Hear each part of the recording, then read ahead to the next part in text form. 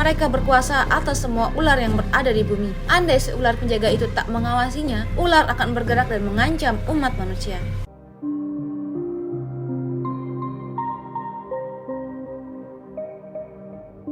Assalamualaikum warahmatullahi wabarakatuh. Bumi yang kita pijak sungguh belum sepenuhnya tercemar.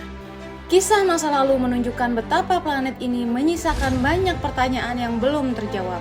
Rasanya tak masuk akal jika luas permukaan bumi masih saja dipertentangkan.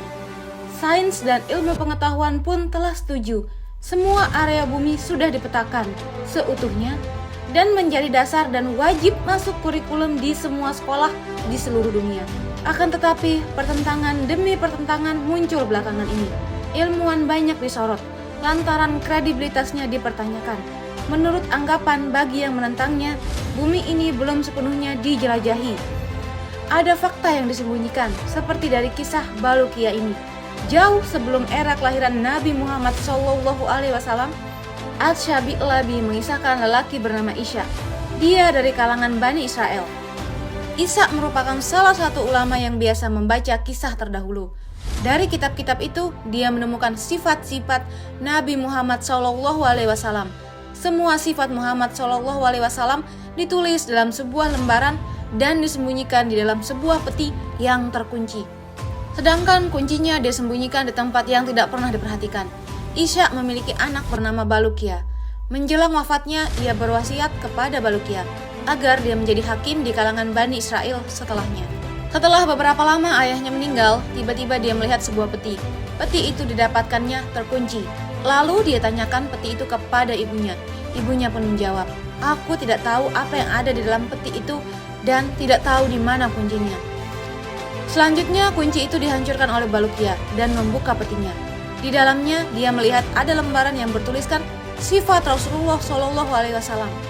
Dari lembaran itu, Balukia juga mengetahui bahwa Nabi Muhammad SAW akan menjadi penutup para nabi dan rasul, serta surga diharamkan bagi para nabi, sehingga dia dan umatnya masuk terlebih dahulu ke dalam surga.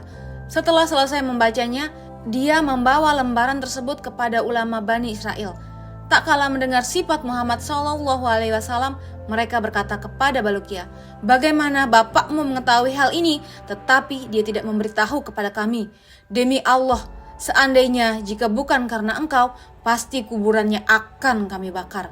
Karena Isya telah menyembunyikan berita tentang junjungan para rasul. Balukia pun akhirnya memilih untuk beranjak dari kampungnya.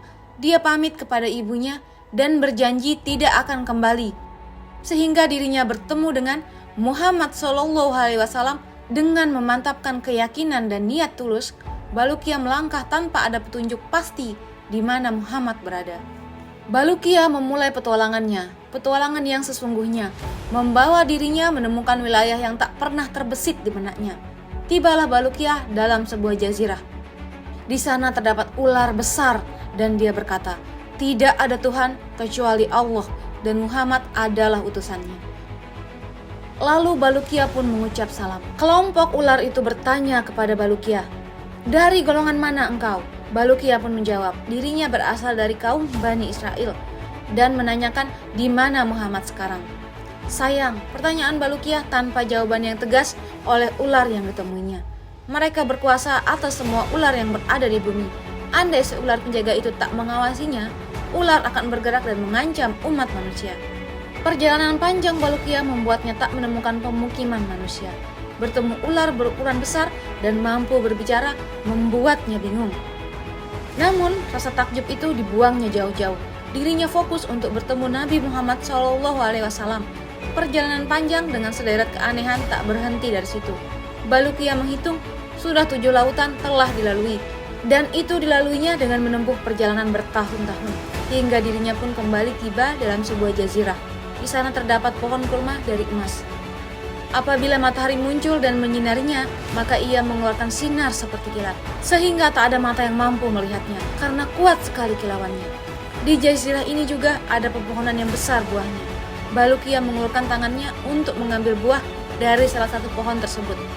Pohon itu menyeru, "Menjauhlah dariku, hai hati yang suka bersalah." Balukia pun mundur dan duduk di tengah kebingungan dan sulitnya menjelaskan situasi yang dia alami. Kini tiba-tiba ada satu rombongan turun dari langit. Di tangan mereka ada pedang terhunus. Ketika mereka melihat Balukia, mereka pun berkata, "Bagaimana engkau sampai ke tempat ini?" Balukia pun hanya memandang takjub. Beberapa saat dia berkata, "Saya dari Bani Israel, nama saya Balukia. Lalu kalian ini siapa?"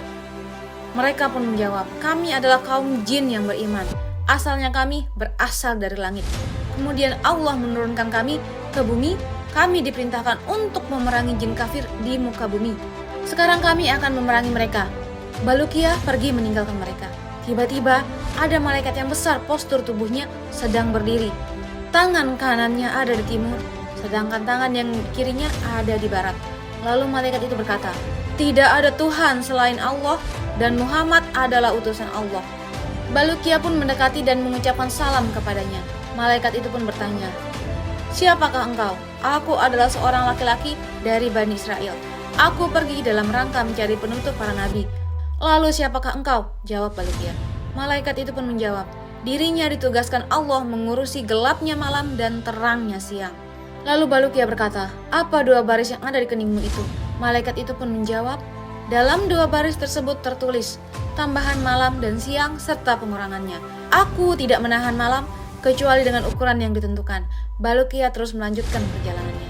Tiba-tiba ada malaikat yang sangat besar.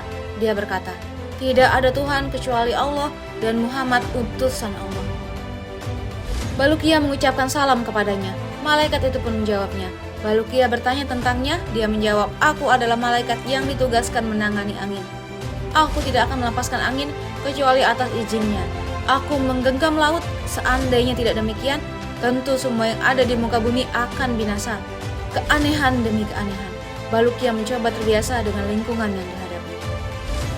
Semangat untuk bertemu Nabi Muhammad SAW sangat menggebu-gebu, sehingga akhirnya Balukia tiba di Gunung Kaf. Gunung itu terbuat dari yakut hijau. Ia mengelilingi dunia seluruhnya. Karena pancaran sinar gunung tersebut, langit terlihat berwarna biru. Allah menugaskan penanganan gunung ini kepada seorang malaikat. Apabila Allah hendak mengguncangkan sebagian bumi, maka dia memerintahkan malaikat tersebut untuk menggerakkan lapisan yang tersambung dari belahan bumi tersebut ke Gunung Kaf. Apabila Allah hendak menenggelamkan sebuah desa beserta isinya, maka dia mengizinkan kepada malaikat itu untuk memotong lapisan kampung tersebut dari bumi. Balukia bertanya kepada malaikat itu, "Apa yang ada di belakang gunung ini?" "Di belakang gunung ini ada 40.000 kota selain kota-kota di dunia. Kota itu terbuat dari emas dan perak, tidak ada siang dan malam. Penduduknya adalah para malaikat yang tidak pernah lelah bertasbih kepada Allah," jawab sang malaikat. Balukia kembali bertanya, "Apa di belakang kota-kota itu?" Malaikat itu menjawab, "Di belakangnya ada 70.000 hijab. Setiap hijab besarnya seukuran dunia. Tidak ada seorang pun yang mengetahui di balik hijab itu kecuali Allah." Balukia pun meninggalkan malaikat itu. Dia melanjutkan perjalanannya hingga sampai ke sebuah gunung. Di sana ada malaikat-malaikat yang rupa mereka seperti gijang. Balukia yang mengucapkan salam kepada mereka. Mereka pun membalas. Balukia bertanya kepada mereka, "Siapakah kalian?" "Kami adalah sebagian malaikat Allah. Di sini kami beribadah kepada Allah semenjak kami diciptakan," jawab malaikat tersebut. Lalu Balukia bertanya kepada mereka tentang gunung besar yang menghadap kepada mereka, yang menyinarkan cahaya seperti matahari. Lalu malaikat pun menjawab, "Itu adalah gunung dunia yang terbuat dari emas. Semua logam emas yang ada di bumi bersumber darinya." Balukia meninggalkan mereka. Dia melanjutkan perjalanannya hingga sampai ke sebuah laut yang luas. Di sana ada dua ikan yang sangat besar. Dia mengucapkan salam kepada mereka dan mereka pun membalasnya. Keduanya bertanya kepada Balukia, "Siapakah engkau, hai makhluk Allah?" "Aku Balukia dari Bani Israel. Aku datang dalam rangka mencari Muhammad, penutup para nabi. Apakah kalian memiliki sesuatu yang bisa aku makan?" tanya Balukia. Atas izin Allah, kedua ikan itu memberinya roti. Dimakannya roti itu dan setelahnya Balukia, ia tidak merasa lapar lagi. Selanjutnya dia sampai di sebuah jazirah. Di sana Balukia melihat seekor burung yang sangat besar, indah rupanya dan memiliki sesuatu yang bisa membuat akal tercengang karena keindahannya. Burung itu ada di atas sebuah pohon yang di bawahnya ada hidangan, yang di atasnya ada ikan yang dipanggang. Balukia pun mendekati burung itu, mengucapkan salam dan bertanya, "Siapa engkau?" "Aku adalah salah satu malaikat yang ada di surga. aku diutus oleh Allah mengirimkan hidangan ini kepada Adam dan Hawa. Ketika keduanya berkumpul di Gunung Arafah, keduanya telah menyantap sesuatu darinya. Lalu Allah menyuruhku untuk meletakkan hidangan tersebut di sini, dan aku berdiam diri di dekatnya hingga hari kiamat, kata si burung itu.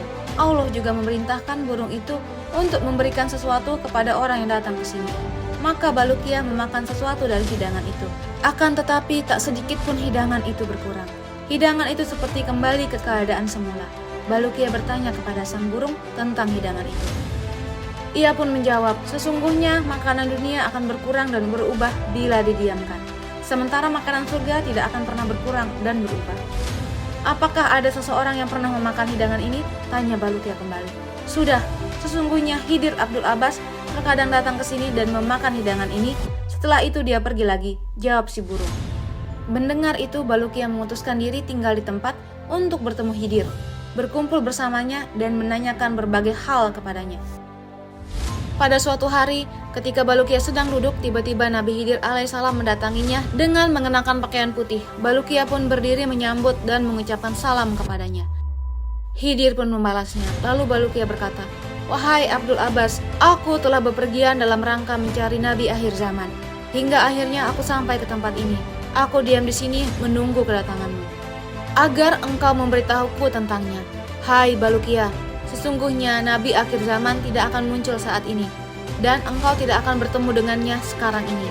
Balas Khidir, "Hai Baluqiyah, tahukah engkau berapa jarak antara kamu dengan ibumu?" Tanya Khidir kembali. Baluqiyah menjawab, "Tidak tahu." Khidir pun berkata, "Jaraknya adalah jarak tempuh 50 tahun. Maukah aku letakkan kamu di hadapan ibumu?" kata Khidir. Baluqiyah pun mengiyakan, dan Khidir menyuruhnya untuk memejamkan matanya. Baluqiyah berkata, "Aku pejamkan mataku, aku tidak tahu apa-apa, kecuali ibuku telah ada di sampingku." Aku buka kedua mataku, lalu aku mengucapkan salam kepada ibuku dan mengatakan kepadanya. Kedatangan Baluqiyah membuat ibunya terkejut. Pasalnya, ibunya melihat seekor burung putih telah membawa Baluqiyah kembali ke sini. Lalu burung itu menghilang dengan cepat. Sejak peristiwa itu, Baluqiyah menceritakan semua kisahnya kepada ibunya.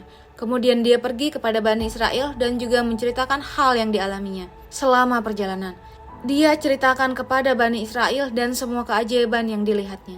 Perkataan Baluqiyah selama menempuh perjalanan puluhan tahun juga diabadikan oleh Bani Israel dalam sebuah catatan. Menurut sebuah riwayat, Baluqiyah berumur 1000 tahun. Kisah Baluqiyah ini adalah kisah Israiliyat yang cukup masyhur. Waalaikumsalam warahmatullahi wabarakatuh.